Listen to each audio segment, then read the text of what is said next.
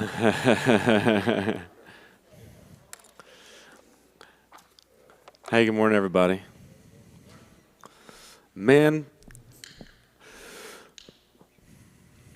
the longer I try to do this whole Christian thing, the more I just find myself reflecting on the fact that I can't impress God. And I know, duh, but what's crazy is that so much of the Christian religion, churchianity, seems to me, and I don't want to be judgy, but I got to call a spade, seems to be that it's based on the premise of trying to impress God. No, we're saved by grace, saved by grace through faith, right? We get that. Don't try to earn it. You got to just receive it. Pray this prayer, and then you're saved.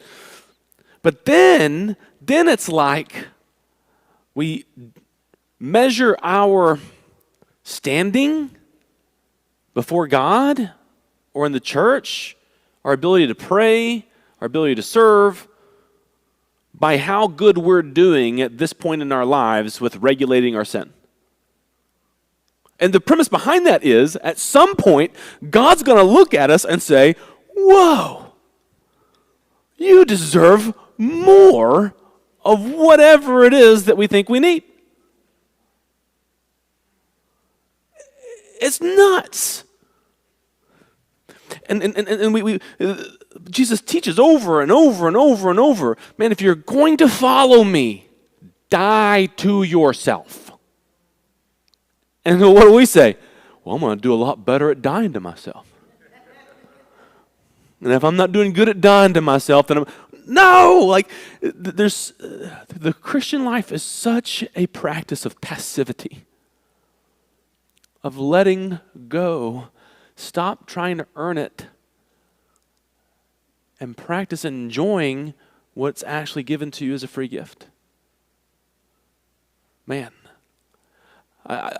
sometimes I look at my sermon notes and I think people got to be getting tired of just, I guess every message is what do you say? It's a grace. But what else do you preach? I mean, what else is the gospel?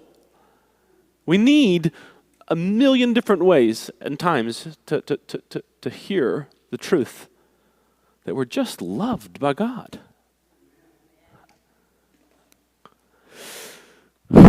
Ooh, there you go. That was a mega sigh. All right, now I'm going to start our sermon. We got a sermon today. Hey, sometime around 621 BC, during the reign, I know we're going there. You ready to learn some history? 621 BC, during the reign of King Josiah in Jerusalem, the high priest, Hilkiah, it's a name for your next son, Hilkiah, found the law of Moses in the temple. And Hilkiah sent it to King Josiah, and Josiah tore his clothes after he read it because he saw how much the nation hadn't been following the law of Moses. And Hilkiah, Josiah said, man, we must inquire of the Lord as to this book. So Hilkiah, the high priest, the holiest dude in the land, and his entourage of super important men took the book of the law to someone who had the spiritual authority over the entire nation to declare the very word of Yahweh concerning the book of the law. The high priest and the king needed this to be confirmed by somebody who had the spiritual authority to confirm it.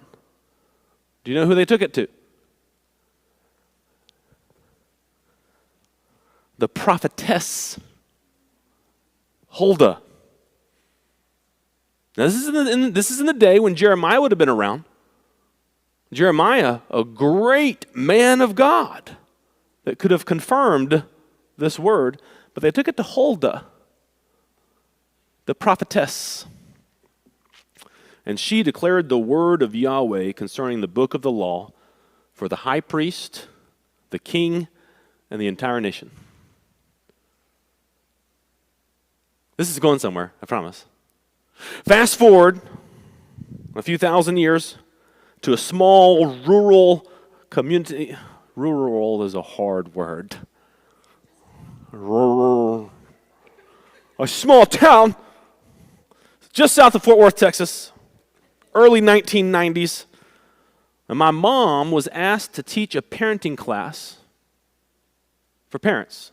That's a good group of people to teach parenting to in our church. It was a great idea. Many people were excited about it. After all, my mom had an undergraduate degree in elementary education, a master's degree in elementary education, and a master's degree in elementary school counseling. She was a mother of three, a 13-year-old, a 16-year-old, and an 18-year-old, and had worked with children and families in the school system for 20 years or more. She was a committed follower of Christ, a faithful church member, choir member, Sunday school member, special music singer. Remember special musics? Yeah. I mean, she would belt out, no, she didn't do Amy Grant, but who was that? Sandy Patty? Yeah, Sandy Patty, Ray Boltz. I mean, she was actually pretty awesome. And she was an avid student of Scripture. She still is awesome. She is awesome. She sang for us a few years ago. So she was going to teach this parenting class. There was just one problem. Some of the deacons in the church discovered that my mom was a woman.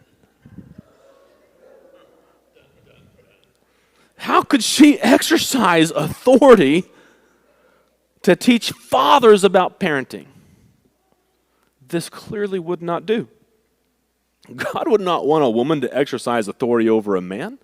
He would never. I mean, she could sing songs, which is basically leading the congregation in worship and teaching spiritual truths through song. But she couldn't teach a parenting class. That's clearly out of bounds. I like to imagine Huldah looking down from heaven saying something like, "Oh, wow, if only I would have had a 20th century evangelical dude who could have spoken into my life. Man, I missed it so bad. Bummer that the greatest revival in Israel's history since Moses himself occurred after a woman sinfully stepped out of her place." And after she said that, Shiphrah and Puah and Zipporah and Miriam and She'erah, the founder of settlements, and Hoglah and Deborah and Achsah and Abigail and Esther and Elizabeth and Anna the prophetess who confirmed the birth of Christ, which is kind of funny that the word of God was confirmed by a prophetess in the Old Testament, and in the New Testament when the word of God was born, a prophetess confirmed that. Anna, it's kind of fun. And Susanna, and the women who funded Jesus' ministry, and Lydia and Chloe and Tabitha and Stephen's prophetess daughters, and Junia the apostle, and Persis and Phoebe, the first person to preach the book of Romans, and Priscilla, and the Samaritan woman from the well who told her entire town about Jesus, and Mary, the mother of Jesus, who taught Jesus how to speak and walk and eat food, and all the other women who stepped out from under the oppressive societal norms to obey God and lead men and women of faith. I imagine they all stood in shock as well. Let me let you in on a little secret about religious people. We are capable of constructing traditions and doctrines that we think will honor God, but instead they place limits on God and His people. Limits that do not reflect the heart, spirit, or truth of God and His Word. And when we walk in these man-made traditions and doctrines, we place ourselves in positions in which we will likely miss out on so much of what Christ has for us. The point of all this is not that we got to struggle to get it right. That's the opposite. The struggle to get it right and the fear of getting it wrong leads us to create extra boundaries to regulate being right. And those extra boundaries sometimes put God in a box.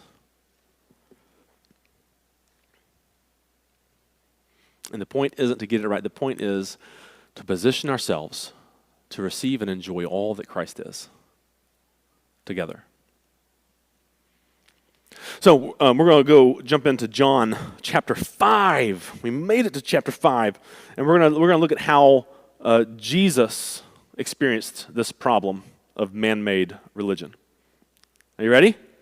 It's going to be good. Right, we're going to get to a good place. I hope. I pray. John 5, verse 1. After these things, there was a feast of the Jews, and Jesus went up to Jerusalem. Now there is in Jerusalem by the sheep gate a pool having 5 colonnades called Bethesda in Aramaic. In these would lay a multitude of infirm people, blind, lame, paralyzed. But there was a certain man there whose infirmity had lasted 38 years. Now listen, I know, I can count. I know we went from verse 3 to verse 5. Verse 4 is not in the earliest, best manuscripts. Most of your Bibles will probably have either take it out and put it in a footnote or have brackets around it or a footnote explaining that it probably wasn't in the original book of John. And what verse 4 does is basically it's trying to clear up, explain why the blind, lame, and paralyzed hung out there. Even though the story kind of gets to it a little bit later on, this seems to be added to let us know that apparently there was a belief that when the waters were stirred up in this pool, the first person stepping into the water would be healed. All right? Verse 6.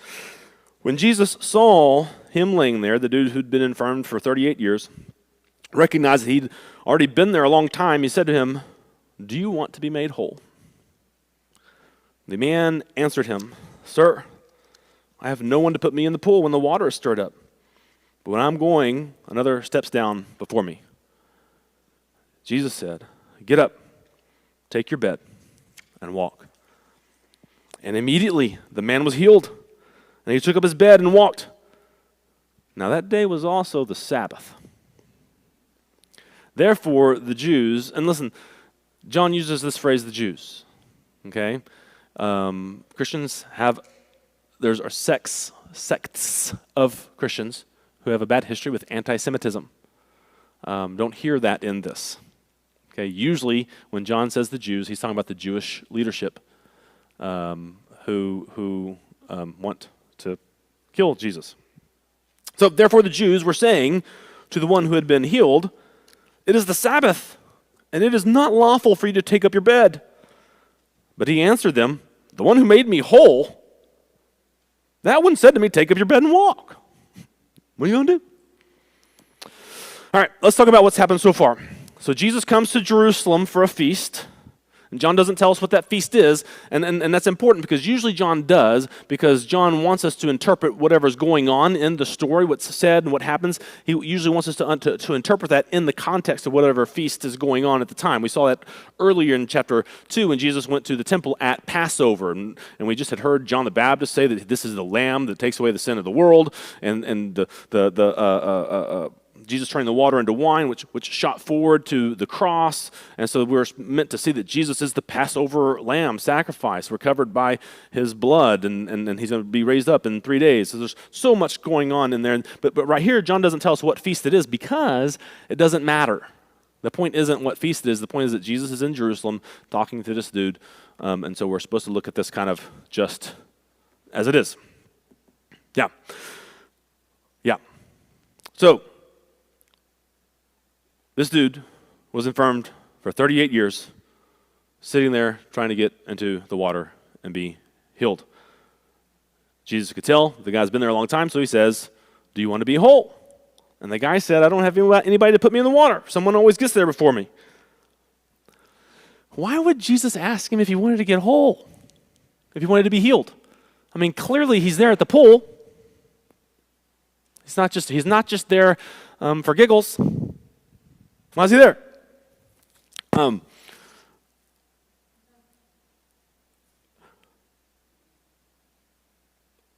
Some people look at this and think that Jesus was giving this guy some sort of reality check. Like, are you sure you want to be healed, or do you enjoy your life as it is? Like, would you rather bypass the responsibilities that come with a healthy body? I don't think that's what Jesus is doing here. I think there's a whole reason why Jesus asked this question, do you want to be healed? But I want to put a pin in that for just a second, because we'll get back to it, and I think be able to understand it more as we get more of the context of what's going on. So Jesus tells the guy, "Get up, pick up your bed, be healed. And so the guy got up, picked up his bed, and was made whole. And some of the Jewish religious people saw him carrying his bed. And they told him, hey, it's not lawful for you to take up your bed. And do you know where in Torah it says that people aren't supposed to take up their bed? It's not there. It's not there. Nowhere. This was a tradition of interpretation of the Sabbath law. Now, Sabbath is one of the big 10. Remember the Sabbath? Keep it holy. And the Sabbath is given twice, once in Exodus and once in Deuteronomy. The law, the 10 Commandments are given both there. And one time, I think it's in Exodus, it says, remember the Sabbath, remember the seventh day, and keep it holy. Remember that God created everything and rested on the seventh day. So we're supposed to take a day and remember God's God and we're not. He made everything. He's the creator. Take a day and stop doing all the stuff and remember what really matters about reality. What's the foundation? Now in Deuteronomy it says, remember the Sabbath, keep it holy, because you're supposed to remember that God saved you out of slavery from Egypt. So you're supposed to take a day and remember to rest and remember you are not a slave. You are not defined by what you produce. You put those two things together, you're supposed to take a day and remember you're not defined by what you produce, but you're defined by who produced you. Reset your view of reality. What a gift. I mean, can you imagine if teachers told students, hey, no school today. You don't have to do any schoolwork today. Just take today and remember you're a kid. And the kids would be like, oh man, like how much math can I do? Like some of my video games, I actually have to do math and then I type some. Is that right? Is that English? Am I doing English work? Like how many words can I type before I'm not doing school? But that's what they were kind of doing with the Sabbath. Take a day, take a break, reset reality, remember who you are and whose you are. And they get freaked out about messing it up. You see, humans have the great capacity to create traditions to try to honor God that end up actually limiting God and preventing us from enjoying the fullness of His love and grace. A commentator tells us that there was this tradition of the elders. That was a tradition of interpreting the law, and it distinguished 39 categories of work which might not be undertaken on the Sabbath to make sure you're not doing too much work. It's a lot of work to keep the Sabbath, man. I remember all these categories, what you can do. The 39th category was the carrying of a load from one dwelling to another. So by that standard, the man's action in carrying his pallet home was a violation of Sabbath law. Not actually in the Bible. It doesn't say you cannot carry your bed after being healed on the Sabbath. But the human tradition said you cannot carry a load from one dwelling to another on the Sabbath. So the man, listen to this, the man who was healed by God and told by God to carry his bed was scolded by humans for breaking their traditions. Let's see what happens next. Verse 12. They asked him, who was the man who said to you, take up and walk? But the one who was healed did not know who it was, for Jesus had slipped away through the crowd that was in that place. Afterward, Jesus found him in the temple and said to him, behold, you are whole. Sin no more, in order that nothing worse might happen to you. So, just to be clear, we're entering into another large section of John, and this large section of John is going to pivot around two healings that involve a pool. We've got this pool healing right here. Then there's a healing of a blind man that involves a pool, and so we're going to kind of pivot around these pool healings as Jesus makes the point, as John makes the point that Jesus made the point, that Jesus was equal with God, and that Moses wrote about him, that he is the reflection of the law of Moses, that he fulfills the law of Moses, that if you read Moses and you don't understand Jesus, then you don't understand Moses. That's what we're going to be getting at in this big section, which reflects other parts of the prologue. Anyway, I won't go into all that because it's super fun. We'll get to it later, step by step, okay? It's really, really, really fun. So we'll see that we're in this section that pivots around two healings around two different pools, and Jesus specifically says about the second pool healing, the blind guy, he says, this man's blindness is a result of neither his nor his parents' sin. So the point here isn't that every ailment, physical issue comes from some sin. If you're having something bad going on in your body, in your life, that's not because you sinned, necessarily. There's some sins that have physical repercussions, right? But a lot of times we just got to realize the world's jacked up. We can account for some of the jacked upness of the world by understanding the weight of sin, the very picture of God on creation. God's image rebelled against him. I mean, something about the created order broke there, and it can make sense that the world's not what it's supposed to be. But if we're going to be honest, some of that's just a mystery. Like we can maybe make sense of it logically, but when you're in the midst of it, all that logic goes out the window, and it just doesn't make sense. It's a mystery of why God can let so much suffering go on. What I do in those times is I just remember that whatever game God is playing by allowing all the pain and suffering that he allows, to realize that when he lived as a human, he actually lived as a human. He didn't just play a role. Whatever game he's playing with humanity by allowing pain and suffering, he plays by his own rules. And he showed us that there's resurrection on the other side. That pain and suffering doesn't have the last word. So, back to this dude by the pool. There was something about this man's infirmity that was caused by his own sin for 38 years. Note the lack of any kind of transaction between this guy and Jesus. Do you want to be made whole? Well, are you going to be faithful in following me? Will you renounce everything in this moment? Like, there was nothing. Jesus just healed him. Even though he was in this spot because of himself, Jesus just poured out grace and love on him. And again, the alternative would be that this guy would do something where Jesus would look at him and be like, well, I'd be sinning if I didn't heal you. You're so righteous. Everything we have from Jesus is grace. Praise Jesus that he can bring healing in the midst of the results of our sin. Verse 15. The man went away and told the Jews that Jesus was the one who made him whole. And this was why the Jews began to persecute Jesus, because he was doing these things on the Sabbath. But Jesus answered them, my Father is working until now, and I am working. Now, in the Synoptic Gospels, whenever Jesus defends the whole Sabbath deal, he usually says the whole Sabbath was made for man, not man for Sabbath. Like, Sabbath is a blessing, a gift to humanity. It's not something to enslave humanity, right? Here, Jesus is like, well, why are you mad at me for working? Like, God's working. Why would I not join him in his work?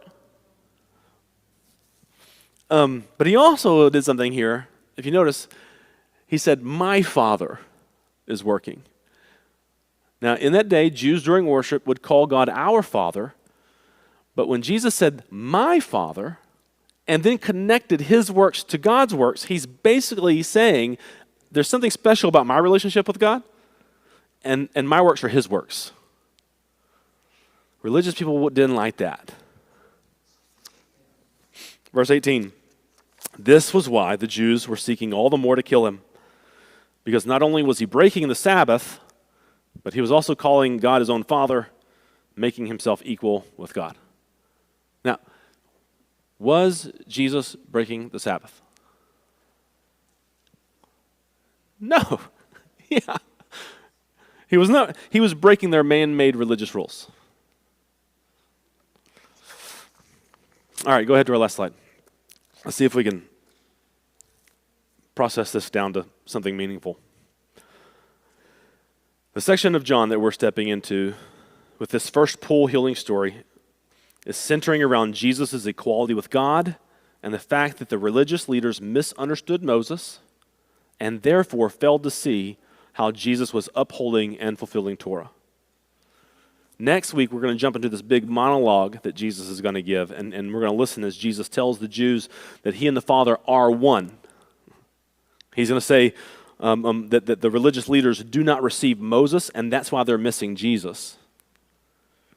Jesus is going to say, he's going to say, you search the scriptures because you think in them you find life, but they testify about me. Moses wrote about me.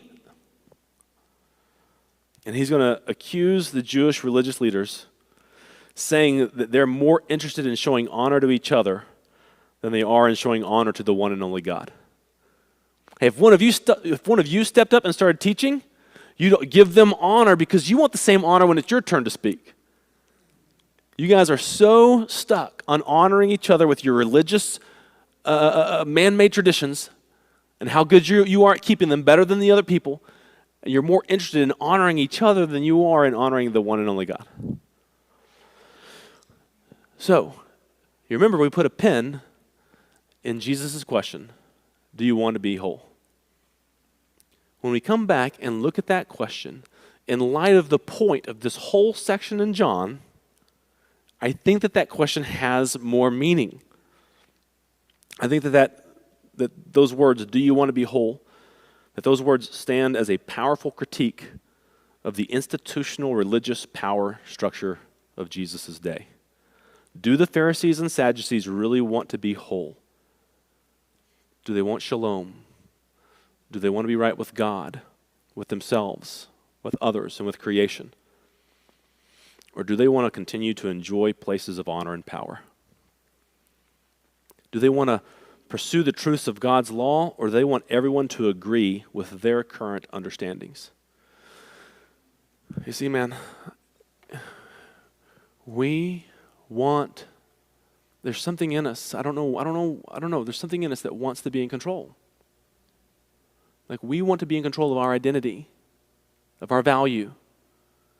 And so we'll receive salvation by grace, but then we'll create these standards that, as long as we're keeping these standards, then we feel like we're in right standing with God. But if we fail those, then we hate ourselves and we're down on ourselves. Or other people fail those standards, then we hate them and we're down on them. Standards of behavior, standards of proper doctrine, like whatever it is, we set these standards and we measure our value before God with these standards. We are constantly, the battle in this life is not good versus evil, but it's life versus good and evil. In the garden, two trees, the tree of life and the tree of the knowledge of good and evil. The fight in this world is not good versus evil. It's life versus good and evil. It's faith receiving from God or trying to create for ourselves our own reality. The Christian life is surrender, like really surrender. Not surrender and do your best, but really surrender. Do we want to be whole? Or do we want the blessings of God in our lives while we continue to live as if we are gods of our own lives? It'd be like getting married to acquire citizenship or marrying just to get tax breaks and never developing an intimate relationship with your spouse. See, the point of this isn't get your Christian life right. Stop trying so hard and surrender or you're not doing good and you're bad.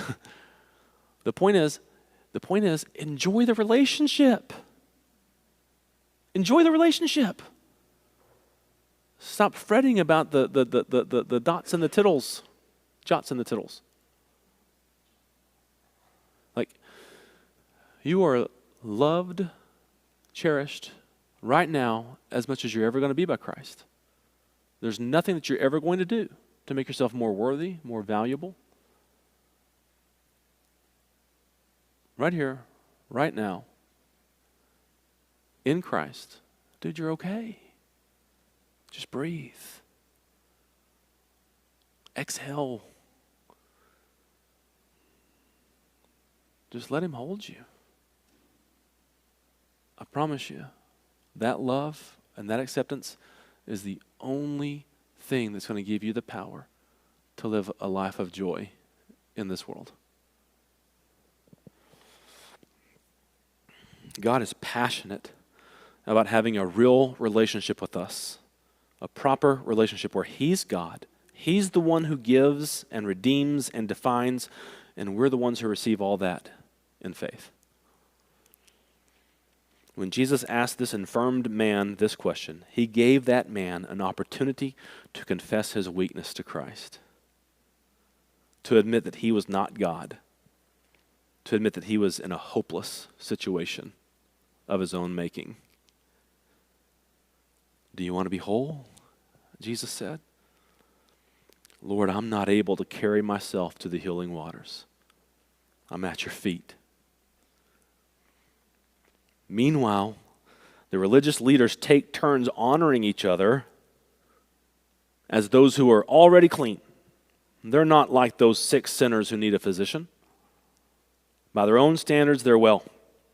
They're the gods of their lives, determining who is right and who is wrong, who is in and who is out, according to the religious practices and doctrines that they've made, not according to what was actually given by the one and only God. The infirmed man had a valid excuse. He was lame. He could not get to the water fast enough. And actually, it wasn't even an excuse. It was a declaration of reality. And that is a necessary declaration for all of us. Like, we all need to confess to Jesus, I'm not able to carry myself to the waters. I have no one to carry me to the waters. And when we confess these things to Jesus, we discover that the living waters have flowed to us in Him. With all the effort and work and flurries of activity behind the religious leaders' attempts to persecute Jesus, listen, they were the lame ones. They were doing all of this work to try to carry themselves to the water through obeying the law, not realizing that they were actually lame and incapable of getting to those waters through their own efforts, by their own standards. Next week, we're going to hear Jesus declare that He can only do what He sees the Father doing, which means that all these things that the religious leaders are doing on their own add up to nothing.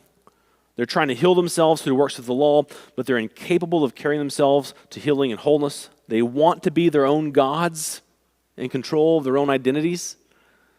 But listen to this, even Christ, though He was in the form of God, did not consider equality with God as something to be taken hold of on His own. But instead, He made Himself nothing, taking the form of a servant and only doing what He saw His Father doing. He gave us an example to follow. The infirmed man was unable to carry himself to the waters to be healed. He confessed that to Jesus and found healing. The religious leaders could not carry themselves by works of the law to the healing fountain of Yahweh's wholeness. They needed to receive the word of Christ and be healed. Instead, they will persecute the healer. We are capable of constructing traditions, attempting to honor God and His word, that end up working against the works of God. We silence and trample God and His spokespeople. Like my mom was silenced by well-meaning deacons, like John the Baptist and Jesus. And pretty much all the prophets were silenced by religious people. We're capable of trying to take our salvation and identities into our own hands through works and good deeds instead of confessing to Jesus, I have no one to carry me to the waters. I'm helpless. I need you to save me. The man-made tradition for me, that God's been revealing to me, that I'm dealing with, is pretty much what we've been talking about. I made a new friend yesterday.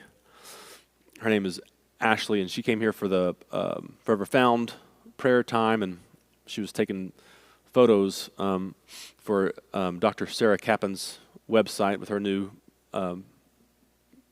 practice, clinical psychology practice, and we were talking about just some of this stuff, and she used a word. She used the word transactional. Like, we treat God as if His relationship with us is transactional. And like, it's just how I started this morning is I don't know why. I mean, I do know why. I think that it's kind of taught that way in church, in some churches. And I caught it, that my relationship with God on some level is transactional, quid pro quo. I'm going to get from God what I give. And man, dude, do you realize that if God was transactional like that and he was really operated like quid pro quo, we wouldn't be here. I mean, if he's that wrathful God that has to do quid pro quo like that, then if that were true, we wouldn't be here. Because he's never going to look at us and be like, wow, you're so good.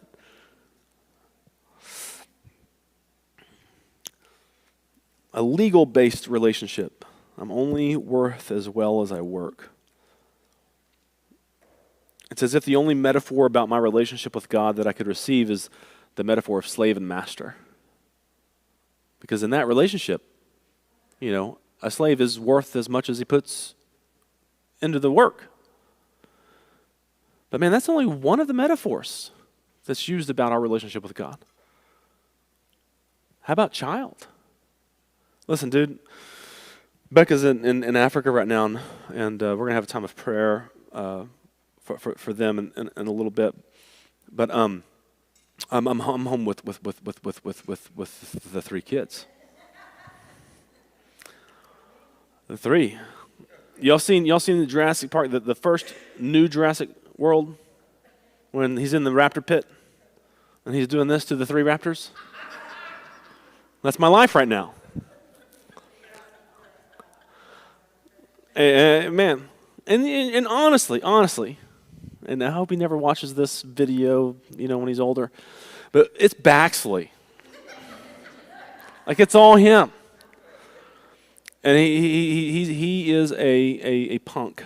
But I'll just tell you this. I wouldn't let him use a VR goggles for $15 at the mall because our family chipped in and bought VR goggles for Liam's birthday.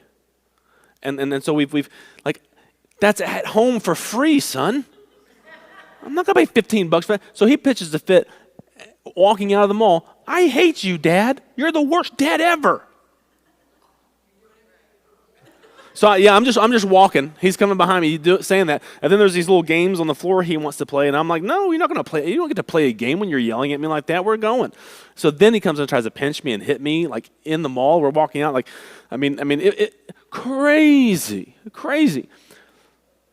Listen, I was really mad, but man, I love that dude. In that moment, if somebody tried to come and hurt him, I'd be all in. I'm not promoting violence. I'm just saying I couldn't stand by. I'm all in. I love that dude to death. Even in that moment, I'm a child of God. Like, really, I'm his kid. He delights in me. Even when I'm a punk, he doesn't stop delighting in me. Dude, I'm a friend of God. There is a metaphor for you. Or the one we've been talking about for the past 7 years. Not really, but we've been, John 2 through 4. And I'm the bride of Christ. Like, I am loved. There's no transaction there. Jesus, I should know this. I've done a wedding or two. Sickness or health, rich or poor, till death do us part. But he's powerful enough to erase that death do us part deal. That there's nothing that can separate me from his love.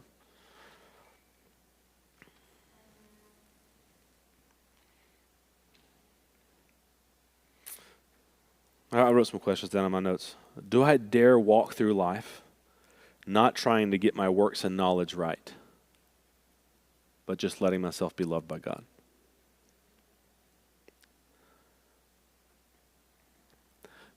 I think all that stuff will take care of itself. I can't do it all on my own strength anyway. I can't let whether I'm getting it right or not define how I see myself before God in that moment. because that doesn't define how I am before God in that moment, right? Sorry I'm talking so much about myself. This is the human tradition that has a stronghold in my mind, and it goes into my soul, and it affects how I treat other people. And I like it's a lie. It's not of God.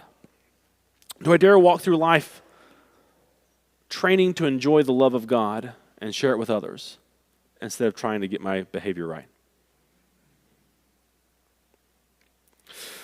So we're going to move into a time of invitation. Perhaps you could spend some time asking God to reveal a man-made tradition of interpretation or activity that might be hindering you from growing into His wholeness. Not that you're getting wrong and you need to get right, but a lie, a stronghold, a spiritual a stronghold in your life. And by spiritual stronghold, I mean like an emotional, mental stronghold, because everything's spiritual. There's a wound. Is there a wound there? Is there a lie there that you've received about yourself or about God, about reality, about church, that's preventing you not from being good enough, but from enjoying the depths of God's love in sickness or in health, in prosperity or suffering? Perhaps you could spend some time acknowledging your absolute need for God, your inability to carry yourself to the waters. Blessed are the poor in spirit. Maybe you've been hurt by human traditions in the church. You can find sweet intimacy, relationship, connection with Christ because He was hurt by human traditions in religion too. So what I would like for us to do is I'll lead us into a little time of meditation where we can reinsert ourselves back into this story. So if you wouldn't mind, if you feel comfortable doing it, we'll pray that God will redeem our imaginations just as we ask Him to redeem our reason as we talk about His Word, redeem our emotions and draw us into truth through all those avenues. That He'll do the same thing with our imagination now. Is if you feel comfortable to close your eyes and imagine yourself at this pool. You're the one at the pool. You sat here for as long as you can remember. Man, you want to be made whole. This man was lame, but his infirmity was actually a symptom of something that stood behind it, which was the sin. I want to propose to us that whatever it is that you might, whatever human tradition it is, whatever lie it is that you might start working on in this moment, that even if it's a sin, there's something that stands behind that. A lie that you received about yourself, about God, about reality. A hurt that you received that is still healing.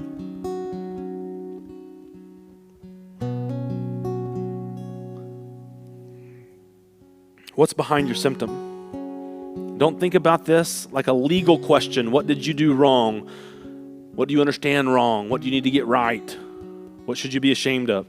Don't think of it that way. Think of it this way. What wound is not healed in your soul? What lie about yourself, God, or reality has been driving you? So imagine yourself sitting at that pool. What do you see? What do you smell? What do you hear? Jesus walks up to you and says, do you want to be made whole? Take some time to answer Him. Have a conversation with Him. Let Him speak to you. Make sure you're talking to the Christ of Scripture, the Christ of grace, the Christ who heals a lame man who's lame because of his own sin without any payment. The Christ who died for you while you were yet a sinner. The Christ who pursues you, woos you, as a groom-to-be would woo a bride. He says to you, do you want to be made whole? Spend just a minute or two having a conversation with him about that question. This is your time to speak to and listen to Christ.